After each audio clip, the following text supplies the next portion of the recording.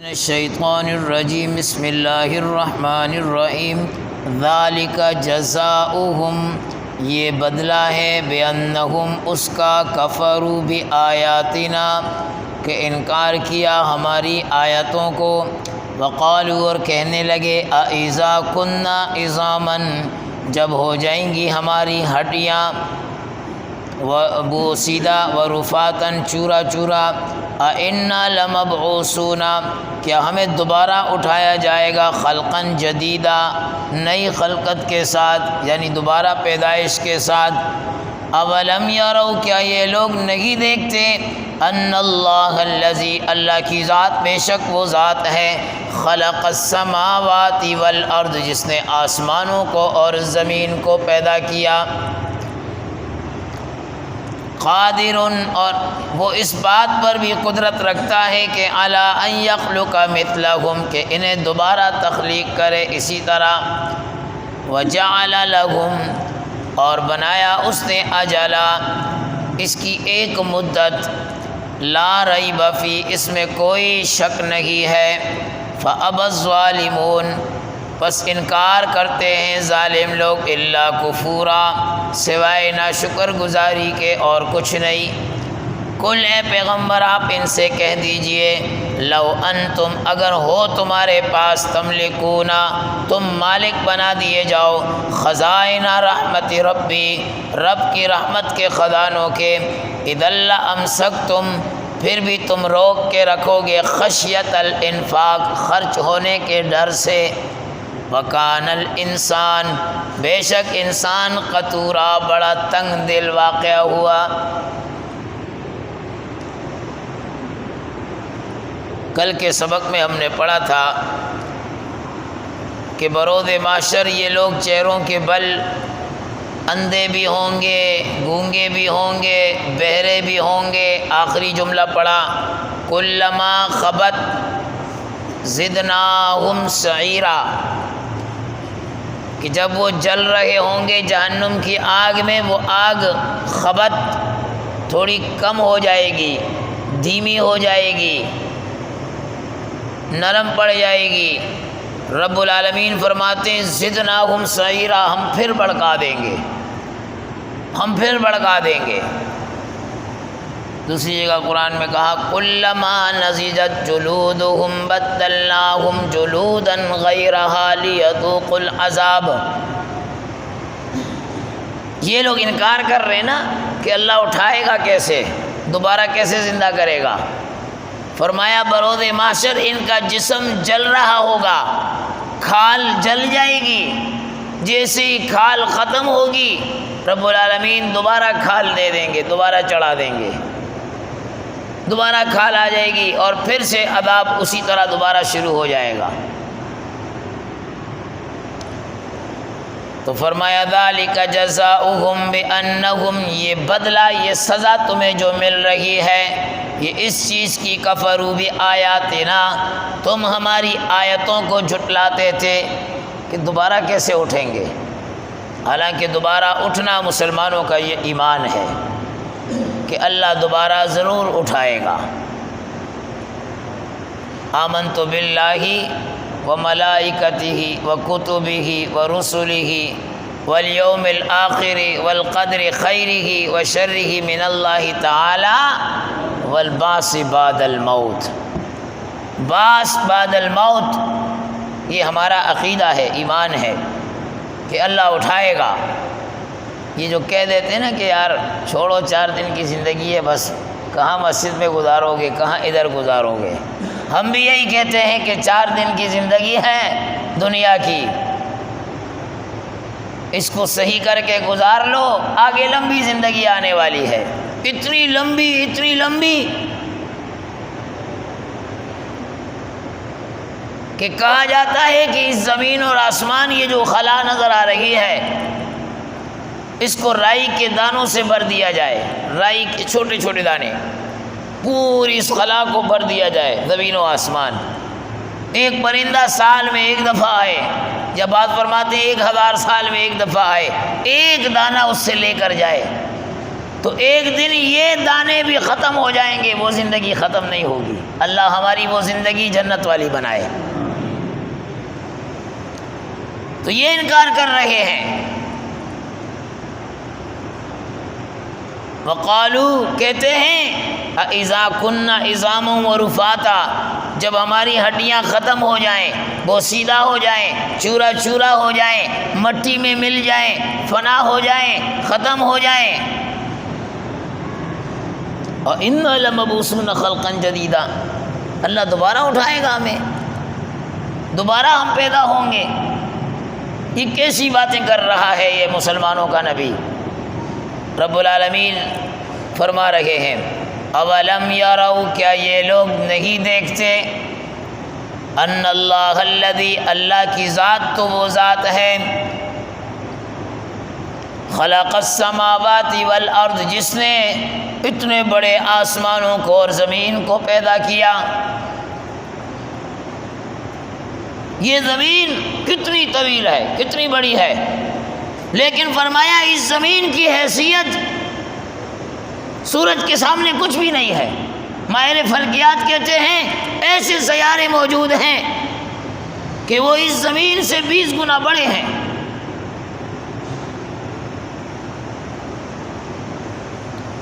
زمین کو نہیں دیکھتے، آسمان کی بلندی کو، اس کی وسعت کو نہیں دیکھتے کہ اس کو اللہ رب العالمین نے پیدا کیا۔ قادر علی ان یخلق مثلہم، تو وہ تمہارے پیدا ہونے پر قادر نہیں ہے؟ کیسی باتیں کر رہے ہو؟ جس نے اتنے بڑے بڑے نقشے بنائے، انسان کی حیثیت کیا؟ اتنا سا انسان، وَجَعَلَ لَهُمْ أَجَلًا، اور ہر ایک کی اللہ نے ایک مدت بنائی ہے۔ آسمان کی مدت ہے، زمین کی مدت ہے، سورج چاند ستارے سیاروں کی مدت ہے، انسان کی مدت ہے۔ کوئی لاکھ کوشش کرے مار نہیں سکتا، لاکھ کوشش کرے۔ مجھ سے آ کر پوچھ رہے مولوی صاحب آپ بتائیں ویکسین لگائیں کہ نہ لگائیں؟ سنا ہے کہ یہ لگتے ہی مر جاتا ہے۔ پاکستان ہے، ایک آدمی نے زہر کھایا، وہ نہیں مرا۔ اس نے بولا کیوں نہیں مرا؟ ڈاکٹر نے کہا زہر 2 نمبر ہے۔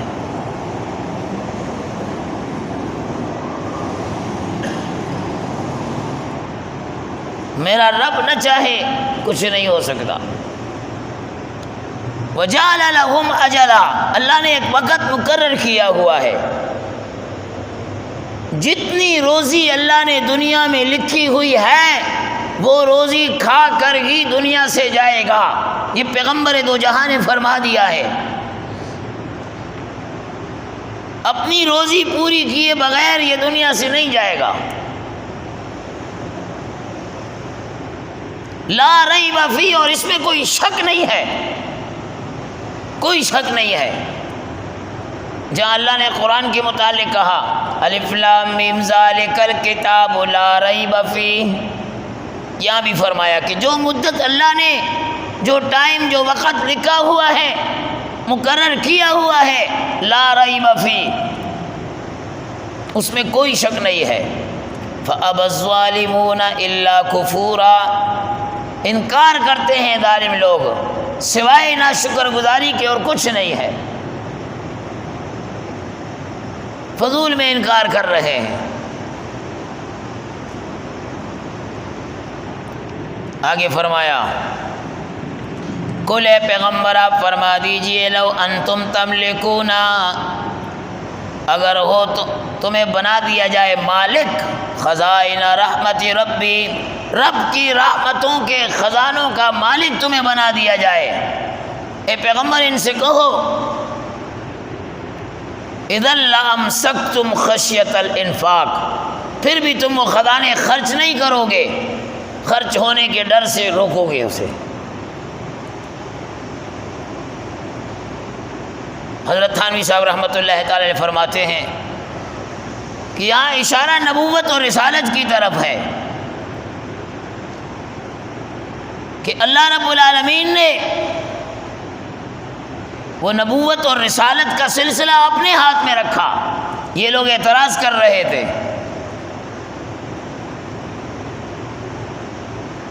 کہ بھئی ایک غریب آدمی کو جس کے نہ ماں ہے نہ باپ ہیں، عبد المطلب کے گھر سے ایک یتیم بچے کو نبوت کے لیے چن لیا۔ رب العالمین فرماتے ہیں کہ اگر یہ رحمت کے خزانے تمہارے ہاتھ میں ہوتے تو تم اپنے خاندان سے باہر جاتے ہی نہیں۔ یہ رب نے اپنی دست قدرت میں رکھا ہے، اور نبوت اور رسالت کے لیے اللہ امیری اور غریبی کو نہیں چنتا۔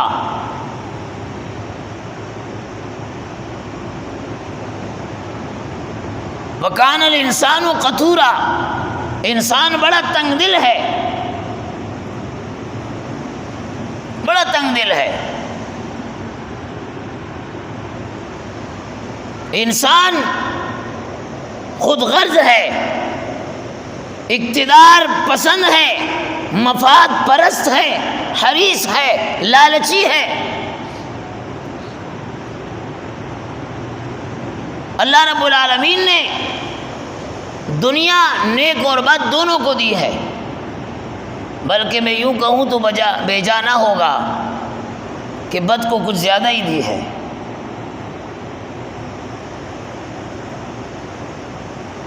تو جس کے پاس دنیا زیادہ ہے، دنیا کا زیادہ ہونا، مال و متاع کا ہونا، یہ اللہ کی محبوبیت کی علامت نہیں ہے۔ اللہ کی محبوبیت کی علامت اس کا دار و مدار، ابدی فلاح کا دار و مدار وہ انسان کی دیانت پر ہے، انسان کی امانت پر ہے، انسان کے اخلاق پر ہے، انسان کے عقیدے اور نظریے پر ہے۔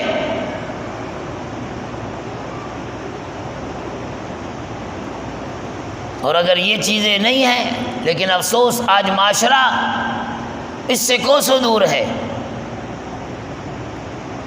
ان ساری چیزوں کو معاشرہ نظر انداز کرتا ہے۔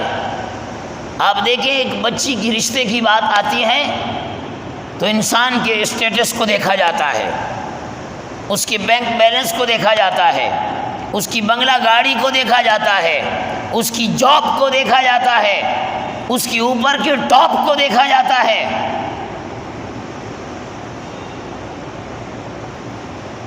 لیکن اگر بات دین کی آئے، اخلاق کی آئے، نظریے کی آئے، عقیدے کی آئے، دیانت کی آئے، امانت کی آئے، ان ساری چیزوں کو نظر انداز کر دیا جاتا ہے۔ حالانکہ شریعت کہتی ہے کہ پہلے اس کی دینداری کو دیکھو، اس کی امیری پر نہ جاؤ۔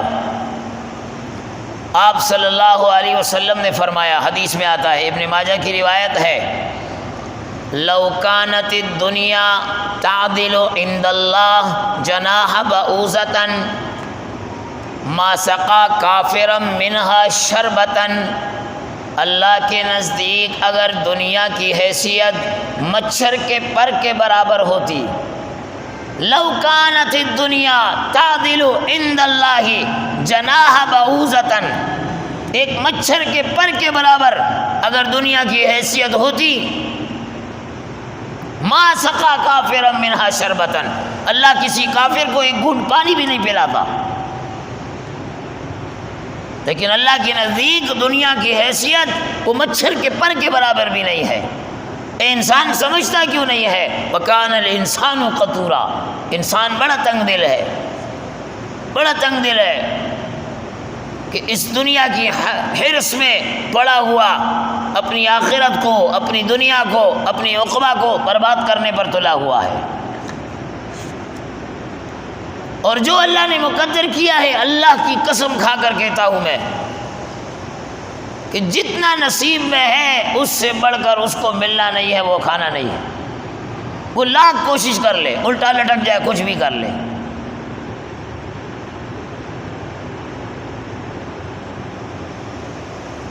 تو فرمایا انسان کی بخل کے متعلق کہ اگر اس کے ہاتھ میں آ جاتے، ایک جگہ مفسر نے کہا کہ بھئی انہوں نے اعتراض کیا تھا شروع میں کہ پیغمبر یہ مکہ کی پہاڑیوں کو ہٹا دے، یہاں چشمے جاری کر دے، انگور کے باغات، کھجور کے باغات ہوں۔ فرمایا اگر یہ چیزیں بھی تمہارے ہاتھ میں ہوتی اور تمہیں اختیار دیا جاتا کہ جس کو دینا ہے دو، جس کو نہیں دینا ہے تمہاری مرضی، پھر بھی تم کسی کو نہیں دیتے، اتنے بخیل ہو۔ اور آج تو لوگوں کے بارے میں محاورہ مشہور ہے کہ انسان اپنا بخار بھی کسی کو نہیں دے رہا ہے، اتنا بخیل ہو چکا ہے، اتنا بخیل ہو چکا ہے۔ اور بخل اللہ کو قطعاً پسند نہیں ہے۔ وہ ایک مہمان کسی کے پاس چلا گیا اور کہا کہ کافی دیر بیٹھا رہا، تو میزبان نے پوچھ لیا آخر مہمان کیا کھاؤ گے؟ اس نے کہا جو آپ کھلائیں، جو آپ۔ کہا میرا تو دل ہوا کھانے کو کر رہا ہے، بس ہوا کھاؤ۔ الامان والحفیظ، اللہ عمل کی توفیق عنایت فرمائے۔